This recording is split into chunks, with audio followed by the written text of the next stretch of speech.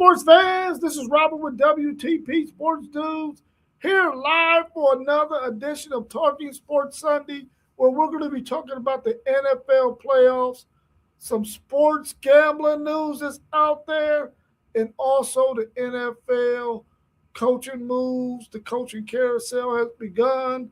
Let's welcome our man Post Game of the Post Game 86 podcast to the show. How you feeling this morning, Post Game? Feeling good, man. Feeling good. Excited about football and the games we got on today. How you doing, Rob? I'm doing pretty good post game, man. I had a wonderful day yesterday on Saturday. Off to a wonderful morning this morning on this Sunday. Glad to see you in here. Yesterday we saw a really good matchup against the Broncos and the Bills that went into overtime. The Broncos got some bad news. So let's tackle that question first. The Broncos defeated the Bills 33-30 in OT. Bo Nix was lost in this game and will have season-ending ankle injury surgery. Is there a new favorite to win the AFC? Or did you even have the Broncos as one of the teams who was the favorite to win the AFC? Yeah, I thought the Broncos had a great chance to win. Um, I initially thought Jacksonville would be the team that we would be talking about when it came to the AFC Championship game, but it's Denver, and deservingly so. They lost Bo Nix. That's a huge loss. You never want to lose your starting quarterback in the playoffs, of course. Everybody knows that. But I would favor the New England uh, Texan winner right now. Um, I do think the Broncos can still make the Super Bowl. Stidham is not a terrible backup, but he's not Bo Nix, and Bo Nix wasn't playing lights out to begin with. The thing that's going to be the saving grace for the Denver Broncos is defense and special teams. If they can make plays there, their defense is just as good as everybody else's defense that's left in the AFC playoffs. But I don't think it's going to be enough. I think the favorite is going to be the winner of the Texans and Patriots game. So uh, sad and terrible blow for the Denver Broncos, but I will have to favor the other teams as of right now. But I still think they're in it. I don't think they're going to get blown out in the next round. Whoever plays the Broncos in the next round is going to be a great game. I just don't think they'll be a favorite. Yeah, it's a hard thing to have to deal with, man, when your starting quarterback goes down. You're on a playoff run and you won't have your general behind the center, making things happen for you. I think this is going to put them in a pretty bad predicament. Even though Bo Nix hasn't been playing the greatest lately, I think it's going to put added pressure on their defense that is really, really good.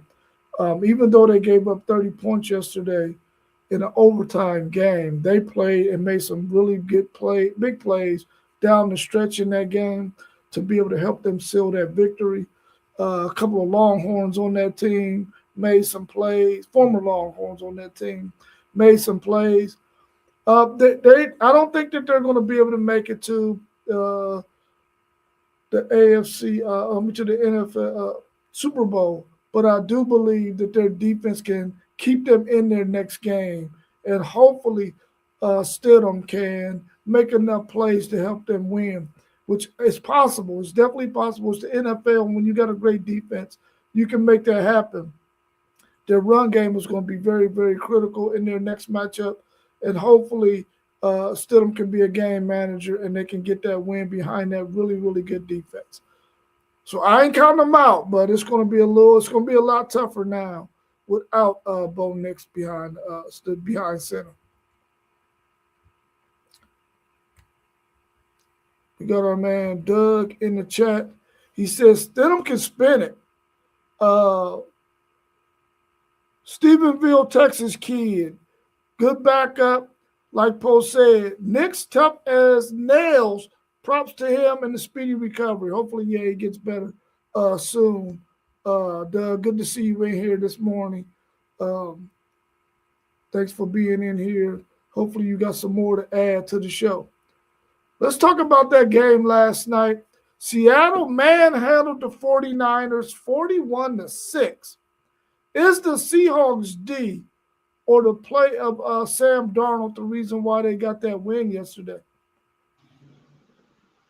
Absolutely. I mean, Sam Darnold is a good quarterback. I don't believe he's great, but the way this Seattle Seahawks team is structured, that defense is playing lights out. And more so than Sam Darnold, I believe it's the running game. My man Kenneth Walker from Michigan State, shout out to him. He'll be a free agent this upcoming offseason. But he had three touchdowns and a little bit over 100 yards. So when that running game is clicking like that, to complement that defense they got in Seattle, Seattle could very well win the Super Bowl if they play like that. If they had to put it on Sam Darnold's shoulders, even though they got great receivers with Jackson Smith and Jigba Cooper Cup and those guys, I don't like their chances. But if they're going to play like that, where their defense is lights out and their running game is clicking with Kenneth Walker, shout out to him again. I like Seattle, but if it's definitely not. You can't put the game on Sam Darnold's back and tell him to lead you to the promised land. You just can't, because he's going to make a mistake or two that's going to cost them. So the way they played San Francisco, which was they San Francisco was undermanned. They had a boatload of injuries, so they really were underdog. I felt like coming into the playoffs, but I mean that defense is just playing lights out, Rob. I don't believe it's the play of Sam Darnold. I think he had his QBR was in the 60s. He barely had over 100 yards passing, and maybe that's just the game script and how the game flow was going. They didn't really need him to take off like that. But me personally, I wouldn't put my championship aspirations in the hands of Sam Darnold. I will continue to play the same ball, run the ball, be physical with that offensive line and at the line of scrimmage, and let your defense make plays, man, and they'll be in a good spot. And it's heading into the NFC Championship game. Yeah, before I answer the question, man, hats off to Brock Purdy and Christian McCaffrey, man. They played their hearts out there with no real help other than those two. Brock Purdy was on the run all game, man. Those defensive tackles and red edge rushers was after him all night. And Christian McCaffrey, man, for him to go out there and have his shoulder banged up and continue to play in that game, which I felt like the 49ers should have just went ahead and put him on the sideline once they was down 23 to, I think it was 23-6 or something like that. They probably didn't have the manpower to even get back in that game at that point, but to allow him, for him to want to even go out there and play some more was heroic. Hopefully, whatever's going on with his shoulder, he can get that corrected in the offseason. But is the Seahawks D or the play of Sam Darnold the reason why they won that game? Well, we know for sure it's not on the back of Sam Darnold because he only had 120 something odd yards passing or something like that. But that run game, that outside zone run game with Kenneth Walker was clicking. Those tight ends and those tackles were blocking their tails off, man, and making that outside zone work to perfection for them yesterday. I really wanted them to take Kenneth Walker out the game before he scored that last touchdown. I think at that point you had the game in hand. You don't necessarily need to have him out there. Let some other guys get some touches. But I agree with you that you can't put it on Sam Darnold.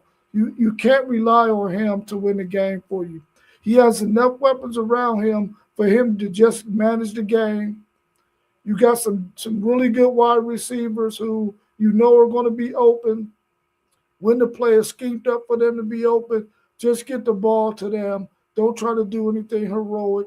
Hand the ball off to Kenneth Walker and make the throws that they have designed for you to make, and you'll be all right. Because that defense is elite, man, and they got a front four that is really, really tough, especially when you have to run the football against those defensive tackles they have. First string and second string, those guys are really, really good. And they played lights out yesterday. But also the Seahawks special teams is really, really good as well. So they got a good punter in Dixon, who was out of Texas. Of course, I got to give him a shout out. And then their punt returner, I can't remember his name, but their kickoff returner and punt returner is really, really nice as well.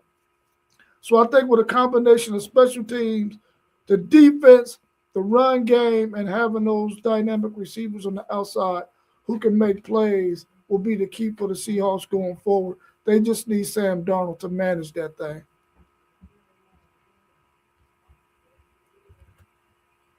What's your thoughts on John Harbaugh becoming the head coach of the New York Giants? Man, Rob, I thought this was a great move for the organization. John Harbaugh brings a lot of experience to a franchise like that. He's been coaching for a long time. He's had some success. Sometimes it's just time to go as far as his stint with Baltimore. But when you look at this Giants roster, and this is something that I believe SEC Shine and myself touched on, but when you look at the Giants roster, you got a guy like Jackson Dart who can be really good, and if he avoids injuries, you look at Cam Scatterbo, the running back, who can be really good if he avoids injuries. That pass rush they got for the Giants, that's a good starting place for a coach. The wide receivers they have. What's the wide receiver, my man? His Malik Neighbors. Neighbors, yeah. And you got a guy like Malik Neighbors, man. Those are some good chips to start off with. So I felt like pairing that young talent with John Harbaugh, a guy like John Harbaugh, that was a great move for the New York Giants. I really like that move. So with you again, when you combine that coaching, John Harbaugh and his coaching staff with that young talent, I believe the Giants could be players in the NFC East for years to come. The only concern I have with that team is the health of that team. Cam Scatterbo really plays violent football at the running back position. He really does. So my concerns would be the health, but if they're able to stay healthy, I like the pieces they have.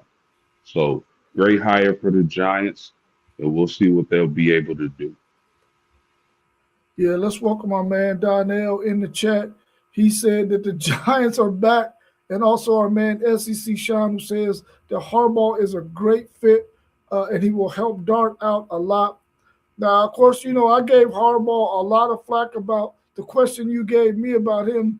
Would I like to see him in Tennessee? And I said absolutely not. I don't want to have nothing to do with no Harbaughs. But I think this Giants he's a great fit for the Giants. For one, he's not going to be rattled by the magnitude of coaching in New York. That's not going to bother him. He's not going to be flappable. He's going to be cool there. And I think he brings a lot of experience. He's going to be really, really helpful to Dart and that whole entire organization because we know that he can coach.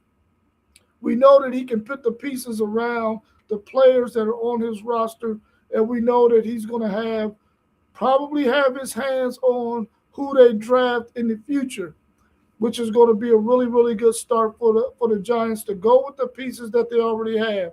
If they can get a healthy Neighbors back next year, a healthy Cam Scatterboo, and those players that are key for them, if they can stay healthy, the Giants can be on the right track to be one of the top teams in their division. In a division that's really, really loaded with some really good quarterbacks. So they got their work cut out for them, but I think Jim Harbaugh is a good piece to get them started in New York. Let's see what comments we got down here. Yeah, I knew you was gonna rub that in, SEC Sean. Their 74-70 victory over Texas last night. He said, "Hey, Rob and Doug, 74-70, giggle. Good win, good win, good win." Thanks for being in the chat as well, SEC Sean. He also said the Knicks injury really hurt the Broncos. I believe the winner of the Texans Patriots game is the favorite in the AFC. Yeah, that's what post game said as well. So I guess y'all both on the same track. And I guess he beat you to the punch again, SEC Sean. It seems like him and post game think a lot alike, and they come out with the same comments. But here lately, post game has been dropping his first, and SEC Sean got to come in behind him. Let me get your thoughts on this question and those in the chat. It's believed that the Falcons are going to hire Kevin Stefanski, who was fired by the Browns. Good move or bad move? Man. Yeah, man. First off, if you're in the chat, man, hit the like button for us. It helps us get out to more people. There's great content out to more people. So make sure you smash that like button. But man, the Falcons always do this, man.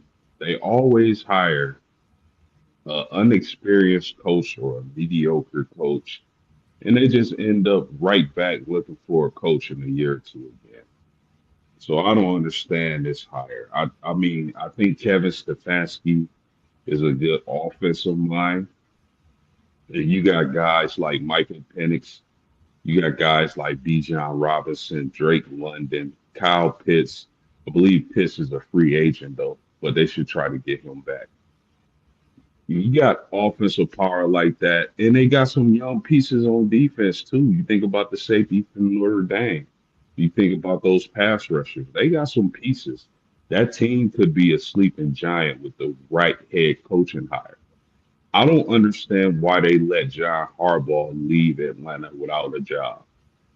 That would have been a perfect fit for them because they got just as much potential as the New York Giants, especially on the offensive side of the ball.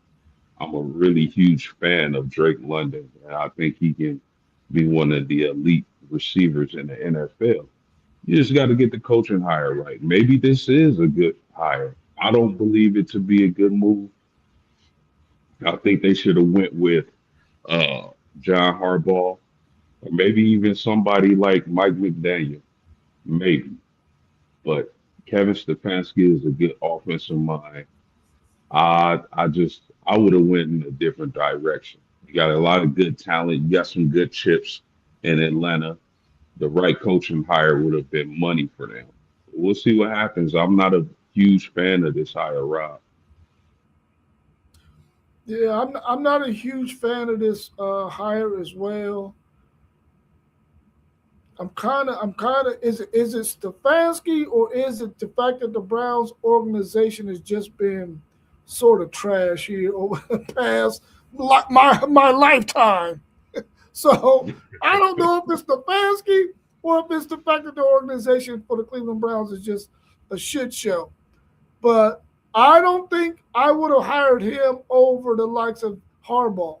And even though I gave Harbaugh a rough time about if my Titans would get him, and even though they did interview him, and they probably shouldn't have let him get out either, I would not have hired Mike Stefanski. Okay, yeah, he's a good offensive mind. Did we see it in Cleveland? No, we saw all defense, didn't we?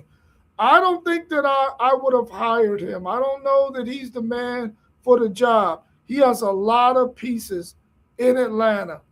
And we'll find out if he's the right man for the job if we see Atlanta go and win that division, a winnable division, because they had the same record as the division winner and the runner up. So they're right there. But can they go ahead and take the next step and win that division? He has the pieces that he needs. We'll get to see if he's the coach for that job this upcoming season. Because if they don't do anything, then it's probably him. because he has players that can help him win. But I would not have hired him. If I was going to go with an offensive mind, I probably would have went with Mike McDaniel as well, who is our next question. Well, let me see if we got anything else in the chat. Oh, we got a super chat from my man SEC Sean. I'll get to that here in a second, SEC Sean, and the comment that you made about you going live later today. What's your thoughts on will Mike McDaniel land another head coaching job at one of the vacancies that we got right now in the NFL? Yeah, I probably would have went Mike McDaniel over Stefanski. But I mean, the issue with giving Mike McDaniel the coaching job in Atlanta is he probably would be in a similar situation that he was in Miami because Kirk Cousins at this point in his career is probably not it. Michael Penix, we don't know if he will be able to stay healthy. He's been injured through college. Now he's dealing with another injury. So uh, the quarterback position is a question for the Atlanta Falcons. But if I think Atlanta should have hired Harbaugh. If I'm the Giants, I would have looked at Mike McDaniel. He's an offensive genius, given the pieces they got in New York with Jackson Dart and Malik Neighbors. That would have been fireworks. I believe Mike McDaniel, he could have got the job done. And if Miami was looking for a great coaching hire, well, they let John Harbaugh leave. You might as well should have kept Mike McDaniel because it seems like they kept him until they felt like it was a coach that they wanted to hire. If you were going to fire Mike McDaniel in Miami, you probably would have fired him during the season or as soon as the season ended. They drug their feet on that. So it seems like they had their eye on somebody who became available. It looks like John Harbaugh is going to be the head coach of the Giants. So I don't know what Miami's doing, but I would definitely Mike McDaniel is an offensive genius. I definitely would have gave him a chance over Stefanski, to say the least. Yeah, this is the guy who I would like to have seen Tennessee at least interview, but I didn't see him on their interview list. I seen the offensive coordinator, I think from Green Bay, maybe on their list, and another offensive. Well, Jim Harbaugh was on there. Stefanski was on there as well. Um, but I thought that he should have been on that list of candidates for the Tennessee Titans to hire, but he was not on that list. So I'm quite sure maybe somebody else is probably interviewing him. I definitely would like to see him coaching somewhere else again. I think he's a brilliant offensive mind. He just got to work on finding the right defensive guy who can help him defensively, and he got to get the pieces that he needs. And we all know that the quarterback is key. If you can go to a place where you got a franchise quarterback with this guy's offensive mind, he can really make some noise in the NFL, and hopefully he can make that happen. So hopefully, he'll land him another coaching vacancy, which I believe he will. I believe he will. Um, Ron, would you like to see? Would you take him in Tennessee? I will take him in Tennessee for sure. He's the guy that I want to see Tennessee get because I want to see Cam Ward get an offensive guy there. He just got to make a really good hire defensively with a really good defensive coordinator that has a really good defensive scheme that can fit the talent that Tennessee has on their roster. And hopefully he's a guy defensively who can spot talent in the draft and still a couple of gems that can help Tennessee defensively as well. Our man, One Tech Zaya. Welcome to One Tech Zaya. We appreciate you being in here. He said, I think McDaniel is more as an offensive coordinator than a head coach. And that could be true, too, because he's very young, and we've seen him have success in his first couple of seasons in Miami. But whenever it came down to him having to up his head coaching ability. We didn't see it so much down the stretch of his time in Miami. So you could be right and exact about that one, Texas. He might need a little bit more time to become a really, really good head coach. And maybe somebody will give him an opportunity to do that. What about Raheem Morris? What do you think about him, who was let go by the Falcons? Do you think he'll get another head coaching job at one of these vacancies? I don't know. I don't think he'll get a job right off the bat. Maybe sometime down the line he'll get a look at. But I mean, to fire him after only 2 seasons, I believe he was only in Atlanta for 2 seasons. I think there was something going on more locker room related. Mhm. And the reason why I say that is Drake London, their best receiver, scores a touchdown. And they kind of and he's kind of talking to Drake London as he's walking back to the sideline. And London just completely ignored his head coach. After a touchdown, after he scores a touchdown, you would think they'd be celebrating and being happy. But he's ignoring his head coach as he's walking to the sideline. So I think that possibly, I'm not for sure on this, but it could have been a locker room issue. And maybe he lost the locker room, is what I'm thinking. But Raheem Morris is he knows his defense. He knows football. He's been around football for a long time. So I don't think he'll get a look this offseason, but he'll probably be a defensive coordinator. And somewhere down the line, I'm sure Raheem Morris will get another chance to be a head coach in the NFL again. Yeah, that's what I think as well. I think he's going to land him a defensive coordinator position, which if I'm out there as a head coach and I need a defensive coordinator, I'm definitely looking at Raheem Morris. I think he needs a little bit more time coaching defensive coordinator, just getting back to doing that job first and then learning up under a really, really good head coach so that then he can go and probably be a better head coach going forward. I think he had a really good situation in Atlanta. I think he just was hit with some bad blows with his quarterback situation. Had he not had the quarterback situation, he would have been a much better head coach in Atlanta. After 2 seasons, I think that was a little bit too premature, knowing that he had the quarterback issues that he had with them being injured and then having Kirk Cousins in year one, who wasn't really getting the job done and was a little bit up and down. One minute he's lighting it up, and the next minute he's throwing 5 picks or something of that nature. So hopefully he'll land him a defensive coordinator job somewhere. But to be honest with you, I would love to see Mike McDaniel and Raheem Morris team up somewhere in some organization, and those two guys go ahead and build themselves back up to become head coaches somewhere down the line in a couple of years. I definitely would like to see that. Let's welcome my man T1 to the show. How you feeling this morning, T1? What it do? Y'all know I be working a lot, man. I'm tired. I got the moving, and I knew we was grooving, so I popped up in the building. What's up, fellas? Oh, not Like, much, good to man. see Good to you see in here, you. man. You've taken over Mossberg's job of having 1,500 jobs. Man, it feel like it, but the great thing is it's starting to heat up and the ball rolling real good, and things are looking really really great. So hey, I'm gonna keep on doing it because we got big plans.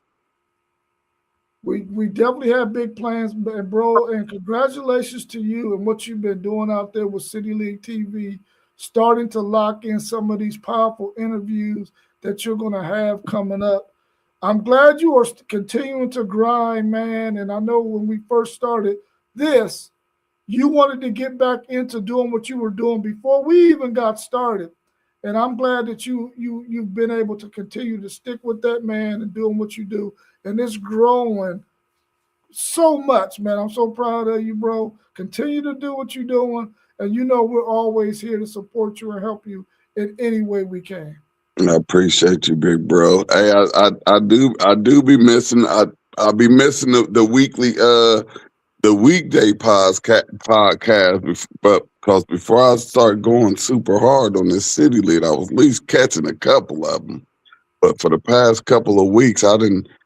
I went. I done incorporated the middle school basketball, so I went out there and got the middle school games. I did a pop up in a rec center with Barnett against Driving Park. And of course I get the girls. So I'm just trying to make sure that I can just get the whole city, because what I'm trying to do, what I'm trying to do is just really basically just get kids to get excited about going to school again. So um, I'm just gonna keep on pushing, moving, and grooving. And I don't know if you seen, but God is moving, and my after school program is here. I ain't even gonna say it's coming. It's here, and that'll also come along with the summer camp. So man, God is moving. God is great, and I'm just gonna keep on working. And as y'all always say, always talking and stuff, and that's why my voice sound like it talk. Sound like it sound, because that's all I do for a living is talk. Yeah, Yeah, you doing really good work, T1. I done caught a few of your lives, man. It's dope. Appreciate it, post game. yeah. Big ups to you, bro. Big ups to you. Appreciate the family. Hey, like I say, man, we going to big places, man. We're going to big places, and everything gonna grow. All of our podcasts, this podcast, and as this podcast grows, all of our podcasts just grow right along with it. And I'm just, man, I'm just excited about everything that we do. Not just me, that we do, because we sports heads and we talk about these sports. And I know WTP Sports Dudes gives it more than anybody, at least from around here, because we stay dropping it like it's hot. Yeah, for sure. I appreciate that, bro. Appreciate that. What do y'all think about the 3 p.m. matchup today? We get the Texans versus the Patriots. Can Houston win on the road? Absolutely. Absolutely. But you have two teams that are on fire. So this game is going to be very, very entertaining, very, very exciting. And if I could take a peek into the future with the script that they've already written out for this game, it's definitely going to come down to the wire. And I don't even know who to pick, because I have two head Buckeyes on both sides, with just going with Mike Vrabel as the coach of New England, and then CJ Stroud as the leader of that offense and that team. Man, but both of those teams have been on fire. And I think the home team might get it. Oh, don't let me forget about Trey Henderson, that's in that backfield doing big things for New England as a rookie. But man, I might have to go with the home team with this one, man. But I really feel like this game is going to be extremely exciting, extremely competitive, and it's going to be all about what playoff games are. Yeah, man, this is a really difficult match to call. You look at the Houston Texans, I would say the best defense left in the playoffs. Them in Seattle, definitely in the AFC, they have the best defense. When we speak about CJ Stroud, man, this is a guy a few years back in the draft. I was praying that my Indianapolis Colts would be able to move up in the draft and take, because I like CJ Stroud. I think he can really play football. Uh, but this is what concerns me about the Texans. I don't think Nico Collins, their number one wide receiver, is going to play in this game. And to play a team like New England with that defense, They have a good defense as well. Not as good as the Texans, but they got a good defense. That kind of hurts the Texans. I think if their defense is able to keep that New England Patriots offense off the field, they'll be able to squeak it out. But man, this is a tough one to call. I'm gonna go with New England in this game by a field goal. I just think that Drake May is going with his ability to move around and use his legs, maybe offset some of that Texans pass rush and get the ball down the field. Maybe that's the difference, but I like the Patriots by a field goal today. I think it's going to be a tough game, a tough defensive battle. Like I said, I think Nico Collins being out this game hurts the Texans a little bit. So I'm gonna get the Patriots the nod by a field goal today. Hey, post game, I completely forgot about Nico. So did he get cleared, or have they not said anything yet? Are they saying it's just a game day decision? Have they said any word about him?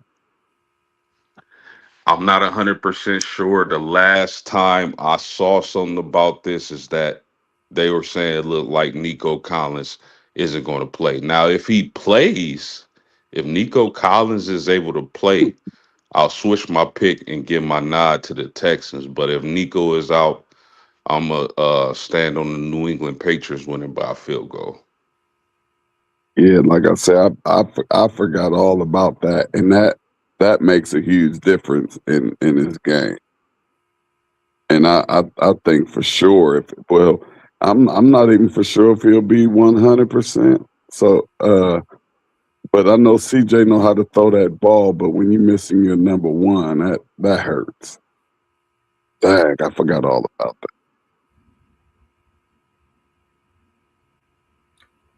Yeah, I'm looking to see if what they're saying, if he's going to play today or not from that concussion. It looked like it might be.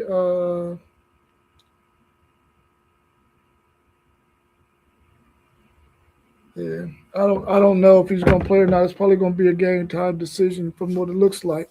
So hopefully he'll get to play, and that'll better the chances for the Houston Texans to probably pull out a victory over New England in New England.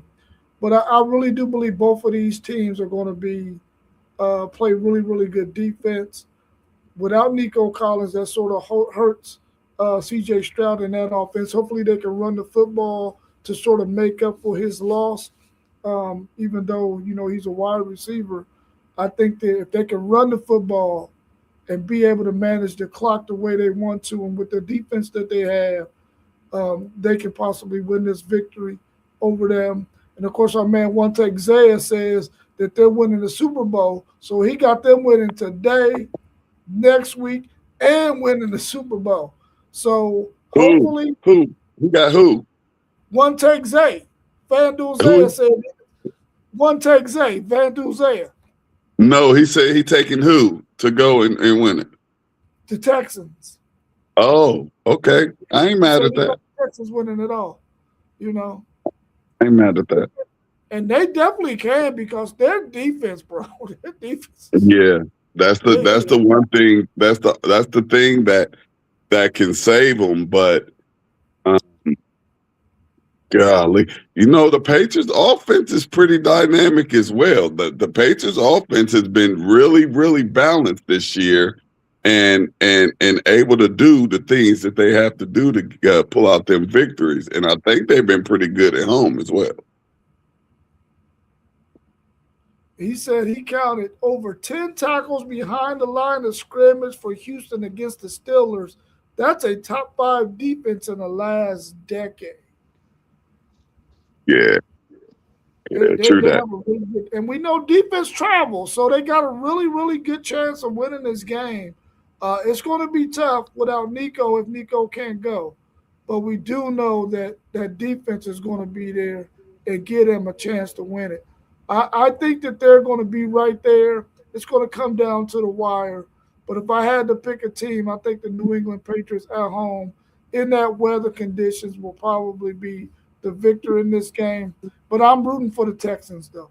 I'm definitely rooting for a Tennessee Titan division opponent to win it all so that we can look good in that division. The Rams and the Bears at 6:30 today. It's going to be cold the way the Bears like it. Will that be an advantage in this matchup? I believe so. I mean, anytime it's cold and your team is a little more accustomed to it than a team coming in, when LA play, they cozy and comfortable. When Chicago has played some games where they've been out there freezing already. So, when that cold get to touching on you, it just make you move a little different.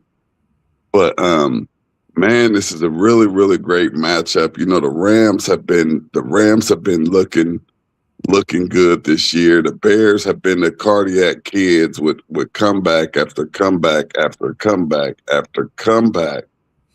And yeah, I said the Bears were going to be one and done, and they ended up pulling that thing out. And the way that they pulled it out, y'all know what I think about that. But I'm gonna stop talking about that because I'm kind of getting tired of talking about it.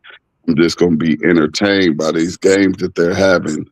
And man, I said the Bears were going to be one and done, but I don't know if this weather is going to have anything to do with stopping the Rams from getting to that Super Bowl. And like about midway, about 3/4 of the way through the season, I was starting to feel like the Rams were looking like a really, really, really good team to pick as Super Bowl champions. So they're gonna have to fight to get through this one, and I think they might make it. Give me the Rams. Yeah. I believe the weather is going to play a factor in this game, but it doesn't have to mean that's a factor for the Bears. I think the first team to establish the run is going to win this game. Um, the Rams can. I know the Bears is a Midwest team. The weather favors them, but let's not forget the Rams got some running backs and they can run the ball with Williams and Corum. I like the fact that Devontae Adams has been reinserted into the lineup to go with Puka Nakua. Uh, and again, as I mentioned, I like the running game of the Rams. I trust Sean McVay. This Bears team is dope. It's a really good story. I think they have an extremely bright future. And I like what they've done this season, but I just think at some point their inexperience in the playoffs is going to catch up to them. And I think that happens tonight. I got the Rams in this game. I believe they'll establish the run, and then Puka Nakua and Devontae Adams is just going to be too much for this Bears secondary to handle. And under pressure, because the Rams can pressure the ball. If the Bears get behind and are in a situation where they have to drop back and throw, the Rams can get after Williams, and he will make mistakes. So I like the Rams in this game. I got it. I'll say 28-17. Give me the Rams. Hey, post gaming, as you call out those names, what I was hearing was I was actually hearing some names that had played in Chicago.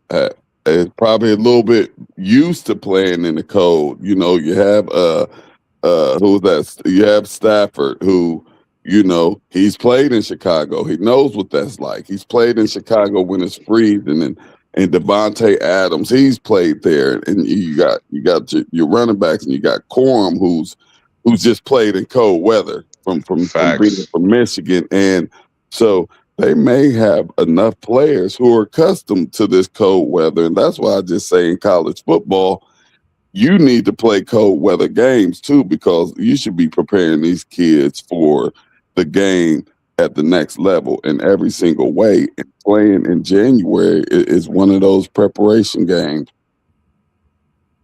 Yeah, that's a really good point, T1. I'm glad you made that point because that's a really, really good point. I pick the Rams to be the team that comes out of the NFC to make it into the Super Bowl. So I'm going with the Rams in this one, even though Caleb Williams is having some heroic things happen this season. I'm glad he was able to bounce back from what he faced his first two seasons in the NFL. He's playing really good ball, but I think the Rams and McVay, I just can't go against them, man. I think that head coach knows offense to the point where he knows what he's going to be doing out there against these Bears and what their weaknesses are defensively. And I think that the weather could be an advantage. But after hearing you two, I don't think it's an advantage for the Bears. I think those players are going to be able to go out there at the height of what this thing is in this NFL playoffs and go ahead and get this win. So I'm going with the Rams. I think they're going to win 24-20. So that's the way I see this thing going. Let me ask y'all this, man. Hey, hold up. No, real quick before you move on to something. Just a real quick one. Do y'all think anybody gonna run out there with their shirt off, acting like it ain't that cold? Oh, for sure. You got to. You got to. Yeah, I'm pretty sure. I'm pretty sure somebody will. It wouldn't be me. Listen, right. Right. Yeah. All right. I just got a Tennessee going up into the shoe flashback, and it just made me think about it. And you see how that worked out for them, right? Right. We seen the NFL playoffs start last week. They're already down to the top four in each conference. We're going to get the AFC and the NFC championship games next week. In less than really 14 days, we're going to have that game. Shouldn't college football be looking at this formula because they play the same number of rounds as the college football playoffs, but they drag the college football playoffs forever?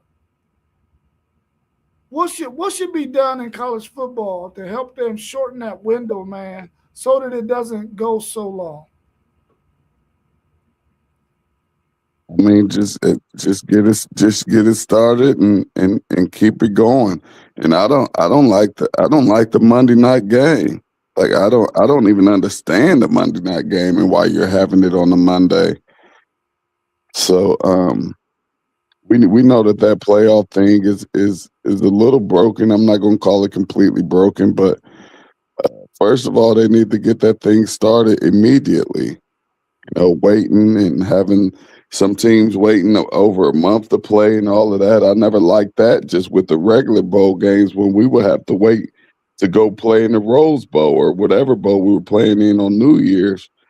You know, they need to get the game started. We know that those 12 and 13 games for some to be considered a long season, but if you're preparing to go to the NFL, it's not a long season at all.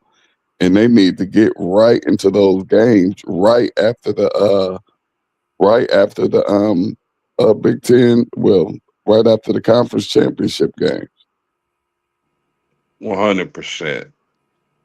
College football has a calendar problem, and that's something that they need to key on and fix immediately. It's ridiculous. They also need to figure out a way, I think, in my personal opinion, to get rid of the first round buys. First round buys hasn't benefited anyone. I think they're one for whatever, one for 8, one for 10, and one for 8 in the last couple of years of the playoffs for teams that have buys. I think it really slowed down teams. So they definitely have a calendar problem in college football, and the NFL, like Rob just mentioned, is giving them the blueprint. There's no reason for these players and these teams to have to take these long, exaggerated breaks after their conference championship games. So the NFL is giving them the blueprint, and they need to do something about the calendar in college football. Great. Hey, You should where the horns at? Because he should have had a couple of them horns Hey, with a few of them drops right there. that's a one take Zay and Mossberg thing. I don't know nothing about Oh, how to okay. do that. You don't know how to do that. I don't know how to do that. he was supposed to get some of them. However them horns go, he dropped it right there. For sure. Donnell has a really good point right here. He says start at week 0 and the playoff break should be removed. I really do believe that the football season should move up to week 0, and that can become week 1 at the start of the football season, and then you play that thing on out. And like you said, get rid of that playoff break. I think that should definitely take place because I think we all want to see college football end by the new year or maybe that first Saturday in January. We don't want to see it going all the way to January the 19th like it's going to do this football season. And like you both said, they got a calendar problem. I think they got to get away from the old calendar and understand that, listen, if we're going to be bringing new things into existence, we got to start with fixing the calendar because you can't add new things and think you're going to add the new things on the back end. You got to fix the whole entire calendar. And I think that's something that they could do. I know that the Heisman Trophy presentation is a big thing. Somehow they're going to have to fix that in the calendar as well. But it can all be done. But they got to be willing to get away from the way the old things have been done and understand that this is a new era in college football and they need to fix that calendar. But I definitely believe that they should get away from having 10-day breaks between rounds in the bowl games. It shouldn't be 10-day breaks. You should be Saturday to Saturday, banging it out, and then having that championship game on the Saturday once it's all said and done. It should no longer be on a Monday. And I think I made a short video and someone sort of called me an idiot for saying it shouldn't be on Mondays. But Wow. Everybody's entitled to their opinion. But I'm far from an idiot, that's for sure.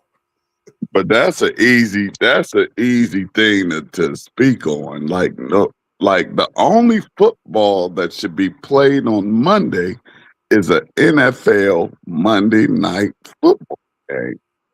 I don't want to see nobody bothering that. That should be a sacred day for football.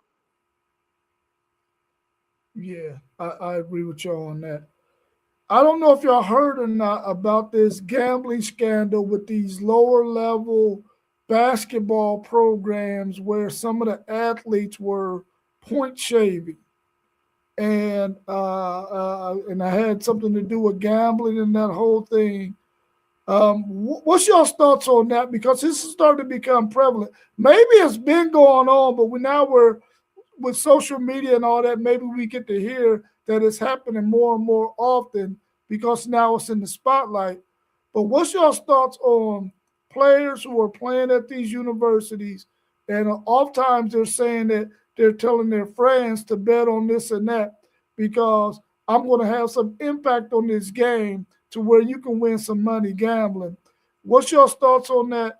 Is it hurting gambling? Is it hurting sports? Or is it just something that is going to be part of what sports gambling is? Man, Rob, you know me. And I believe this has been going on for a very long time and it just hasn't stopped yet. And I feel like it should come to an end with these players now.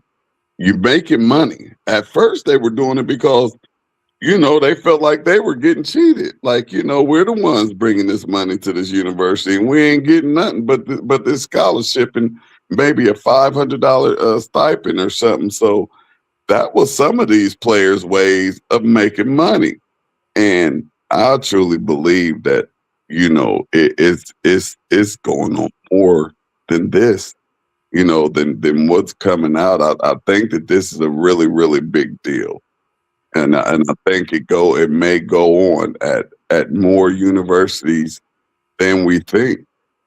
because it's just the way the game is. And sometimes when you playing a game, the only way to win is to play the game the way that they playing it. And I don't even know how you fix it, because you have to get some inside information and know that these guys are actually doing this. 100%. I know you guys remember the movie Blue Chips. Mhm. If anybody out there haven't seen the movie Blue Chips, that should be a mandatory watch. Um, because it's been going down like that for a long time. But the problem is these sports have partnered with these gambling sites. Right. So they're throwing it in our face. These kids see the same thing we see. They have access to the same apps that we have access to. So something needs to be done. That something needs to be regulated. They're throwing it in our face and they're expecting kids not to partake in this when there's money on the line, and in some cases big money. But I think it's just the way the culture is, and the world we live in today, where gambling is now in bed with sports. And for a player to gamble like that, I don't like it at all. I think they need to do something about this. I don't want to see a kid, doing situations like this. It's just a terrible look. It's a bad look. And in the NIL era, transfer portal era, they definitely need to get this under control. But it's a sad day for sports. And if you haven't caught that movie Blue Chips, check it out. Yeah, I think Donnell has a really good point right here, where he's talking about, since these players that they're talking about at this point are players from lower level schools who aren't necessarily getting NIL deals. Donnell was saying that they're saying, cut me in or cut me out. Yeah. That now NIL will become more prevalent because they want the same money others are getting. So these players at these lower schools who aren't necessarily getting those big NIL deals, and they see an opportunity or somebody come to them with an opportunity, because we know it's all organized, probably ran by some organized crime here and there. So he said that these guys is probably like, listen, I can't get this NIL money. I got to try to get some money some way. And if somebody come to me with a proposition with this gambling to where I can make some money, I got to make some money, so I'm going to do it. And if that's the avenue that's being open for them, sometimes, man, money just rules, bro, and you'll do some stuff that, is against the rules in order to get to that money. And I think this is the case with these young people who are playing at schools that don't necessarily have the NIL backing that they would like, because they're at a smaller school. But I think that it's getting out of hand, man. And whenever you got gambling, there's going to be some type of organized crime behind it.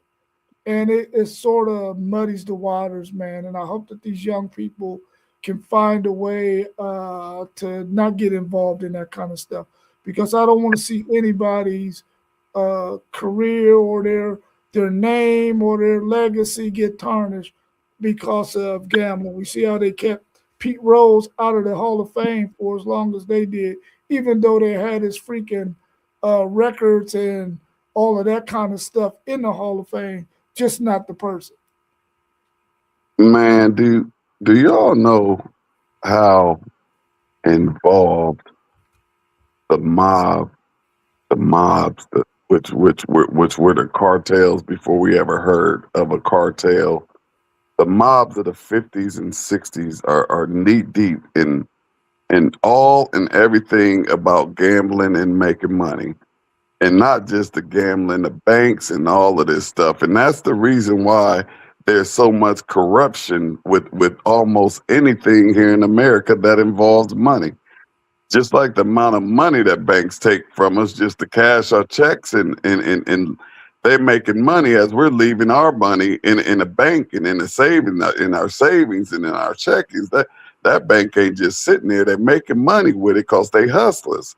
So hey, you got to eat however you can eat out here, I guess. We just trying to eat the legal way. Yeah, I'm gonna read FanDuel Zay's comment. Then I'm gonna tell you a story that I heard before about this organized gambling or crime families and stuff like that when it comes to sports betting. He said the NCAA is a joke.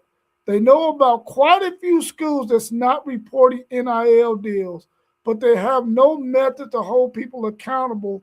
All this is killing the sport. Yeah, we definitely the NCAA, man, it is a real joke, bro. But we've been knowing that for a little while, and I would like to see conferences get together with their commissioners and maybe form the type of alliance that they need to form to start taking over at least football. You know what I'm saying? Because that's where you see a lot of the issues at within the football ranks of college football. So I would like to see them do that, man. Maybe even if they decided to appoint a head commissioner over top of the commissioners that they have in each conference. I don't know. But they need to figure something out, man, because it's starting to look like a real joke. So I remember hearing a story where Muhammad Ali was about to fight for a championship, and the mob came to him and told him that if he don't take a dive, they're going to shoot his knees out. So he goes and tells the most honorable Elijah Muhammad that because he was afraid. He said, "Hey, messenger, they talking about shoot my knees out if I don't take this dive."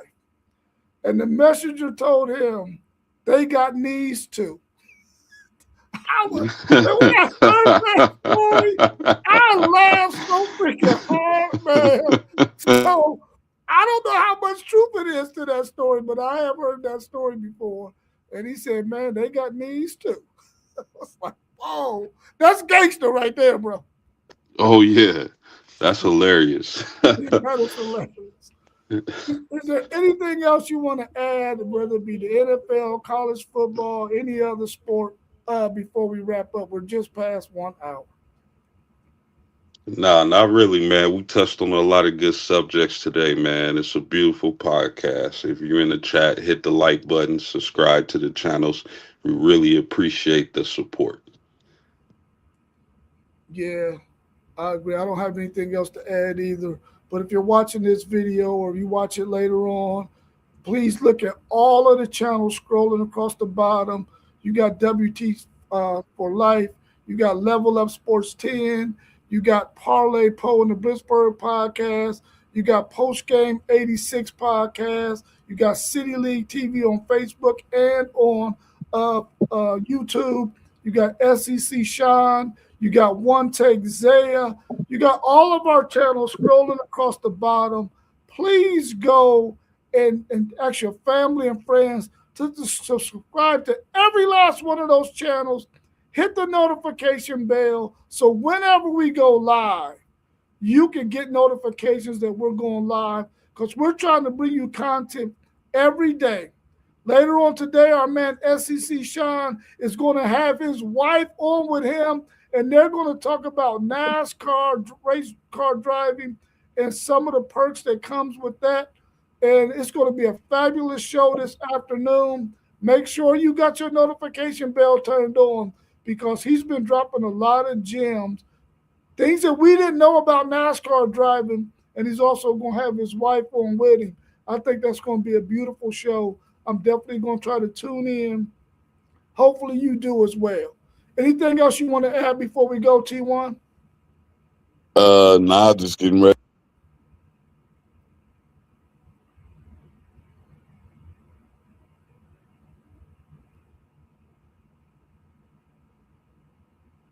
Oh, we couldn't hear you. All right, y'all. Well, Anthony Manzano, 3551. Yo, welcome to the show. Make sure you subscribe to all the channels you see scrolling across the bottom. We'll be back again at some point. Oh, he said I got a question. Question, guys.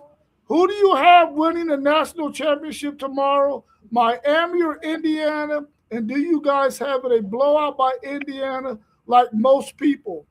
Post game, you want to tackle that first? Yeah, I mean, a lot of people do have Indiana winning this game and winning it comfortably, but I'm different. I see it a little differently. I just think that Miami is playing really good ball. Their physicality at the line of scrimmages is going to make a difference, and I got the U pulling out this victory. Oh wow. I'm going with the old heads, if and this isn't a boxing match where, it's a 48 year old Larry Holmes going against a 35-year old Mike Tyson. These are 24 and 25-year old men going against 20 and 21-year old men. So, you know, I'm not sure that the sports world is going to let Indiana bring the belt out for the national championship game. They're going to want this game to not get out of hand early because that doesn't look good for viewership or their product. So I'm going to look for them to kind of to try to keep it close, but I just feel like that age gap for Indiana has been a difference for them this season.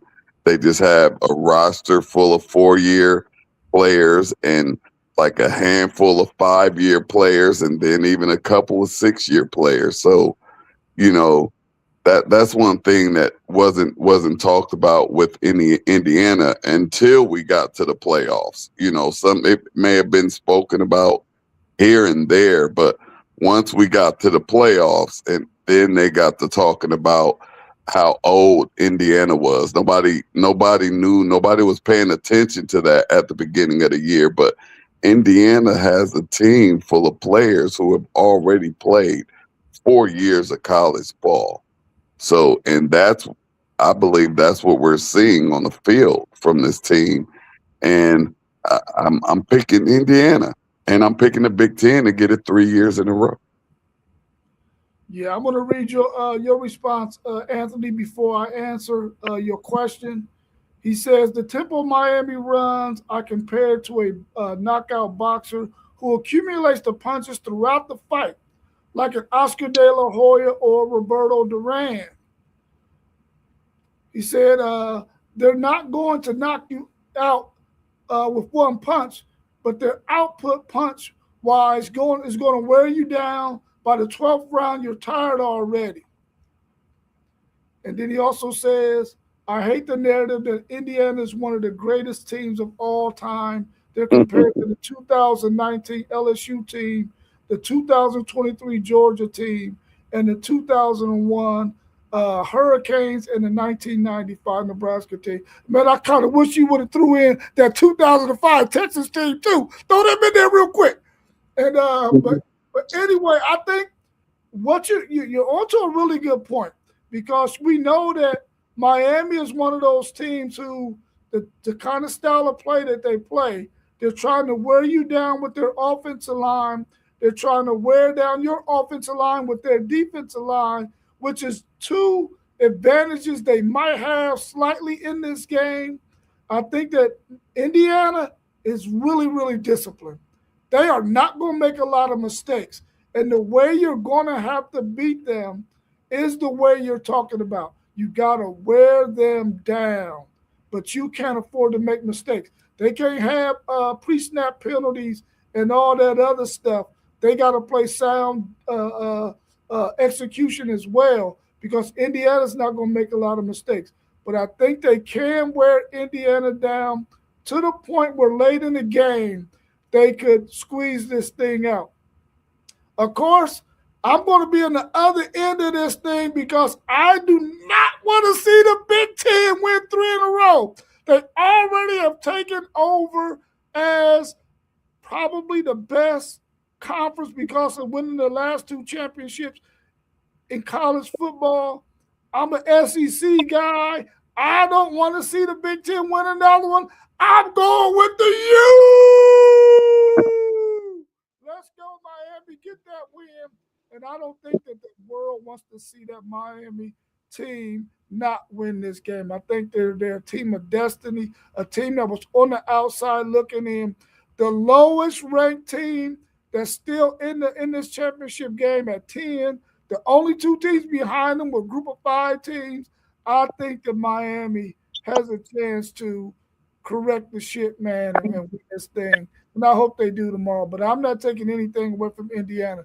They are probably the best team in college football this year. Well, I ain't gonna say probably. They are the best team in college football this year. They just might not win this game tomorrow. You know, I haven't heard anybody say, and I'm glad that Anthony put that out there, because of course we don't hear everything, and I haven't been all the way locked in with everything. But to say that Indiana is one of the greatest teams that we've seen in college football in a long time is crazy to me. I don't even think that they're in a conversation. I just believe that they caught college football at a great time this year, and this is going to be really, really hard for Indiana to duplicate. I do believe, because you see their formula is to go out and find the oldest guys, most experienced guys that they can. And so they're definitely going to have to take advantage of that this year. They're nowhere. They're not in a conversation for any of these great teams. I don't think they have a chance. Like, I don't even think they have a chance against the Buckeye team from last year. So, nor the Michigan team from the year before. And neither one of those teams were on that list as teams that they were compared to. So, no, I'm not going that far. But and I'm not going as far to say that Miami is this big, giant, aggressive team. I mean, they could have lost either one of those playoff games, but they didn't. They didn't make the mistakes that the other team made, and we all know whoever make the most mistakes is most likely going to win, and whoever makes that first mistake has a really, really great chance of losing, as you saw when Ohio State played Miami and sang through that pick six.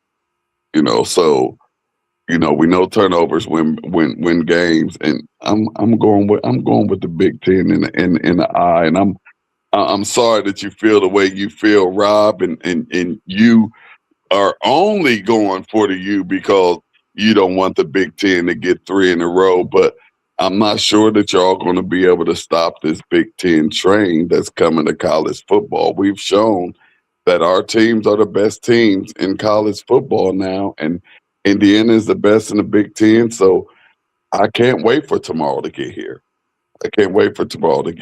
So let's go, Indiana. Let's go, Big Ten. You about to say something, Post?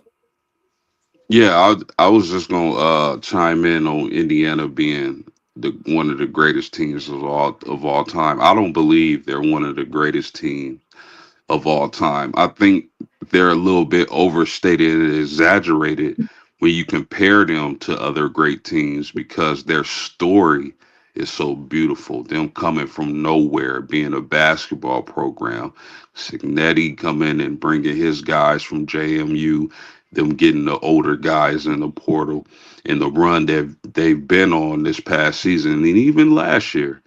I think that's overstated, and people are exaggerating their great team. Don't get me wrong; this is a really good Indiana team, but to compare this team to the greatest teams in college football history, I just think people need to pump the brakes. This is a very underrated point that he mentioned here about this weather and the fact that it's going to be 85 degrees, 25% humidity, which means on the field it's going to be more like 102. And I remember when we took a team from Columbus, Ohio, down to Florida to play in Pop Warner for the Pop Warner National Championship game, man. And our players got down there and got in that humidity and stuff, man, and they didn't handle it well.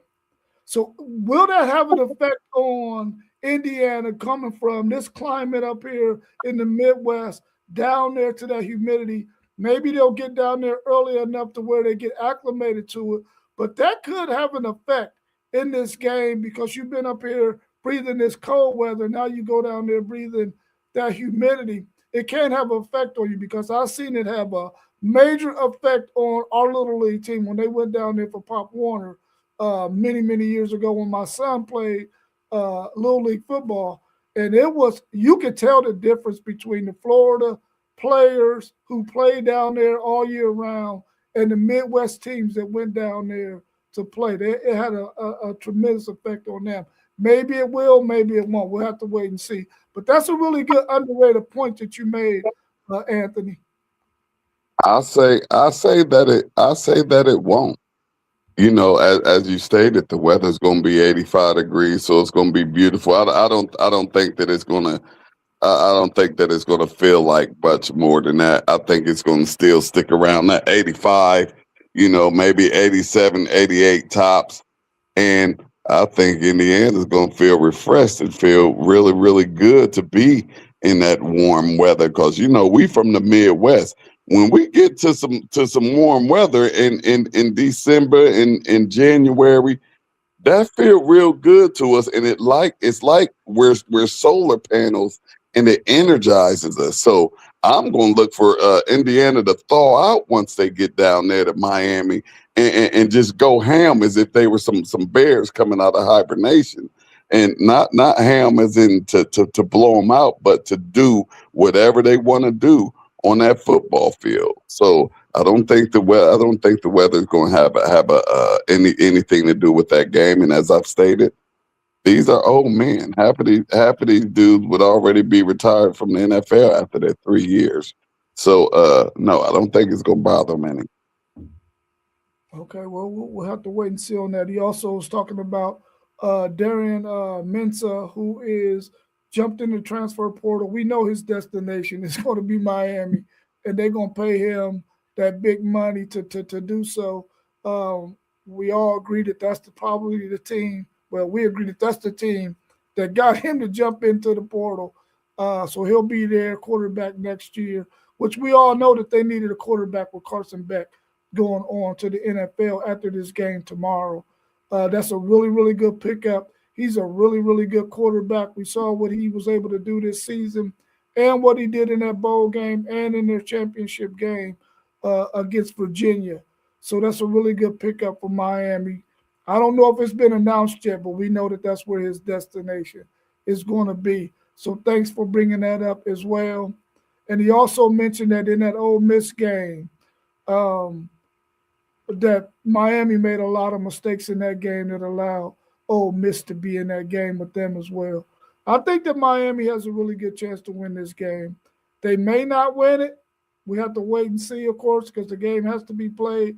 But I think they got a good chance, as good a chance of winning as Indiana does. And I think that they're going to win. They're going to win it. I'm going with the U tomorrow to win that game in a close one. I think my score prediction yesterday was 27-24. 27-24 Indiana. That sound about. I said Miami, bro. I said Miami, bro.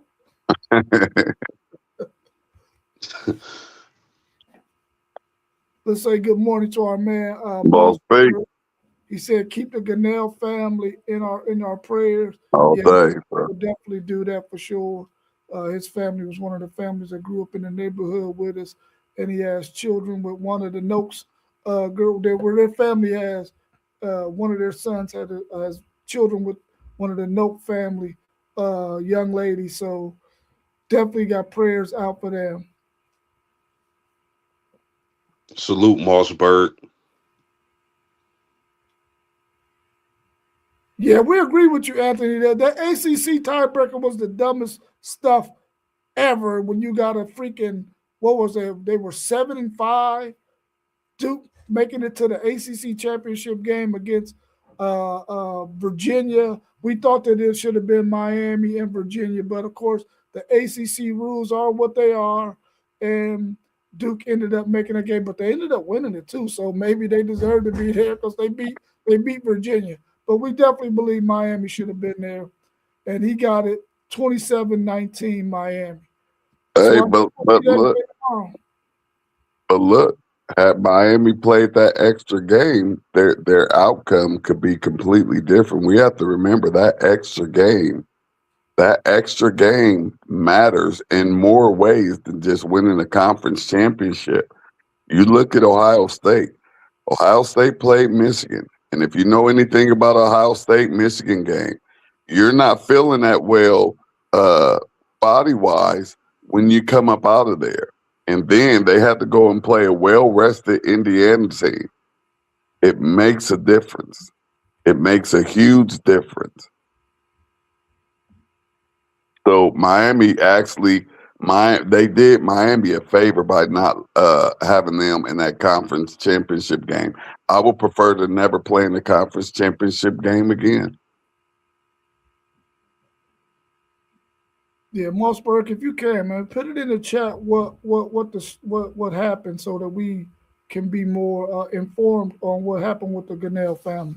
So put it in our chat in our text group, because I would like to know what's going on to see how I can help. But yeah, T1, I mean, though that game is a game that could have made this thing look differently for Miami had they played in it. We all know that sometimes that extra game can really mess up your team, or it can help them sometimes too. But I definitely agree it could have been a different outcome if they did.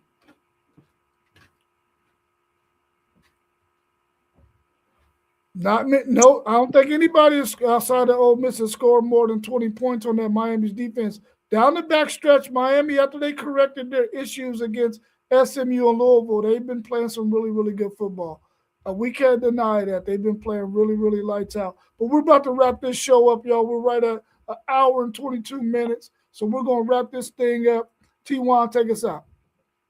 Hey, y'all, we appreciate y'all for tuning in. Don't forget, if you haven't already, to subscribe to everything down there at the bottom.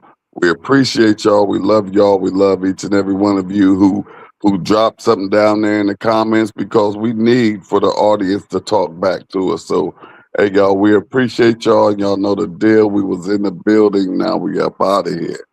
Peace, y'all. Love y'all, fellas. Love you too, Peace. bro. Much love to y'all. All right.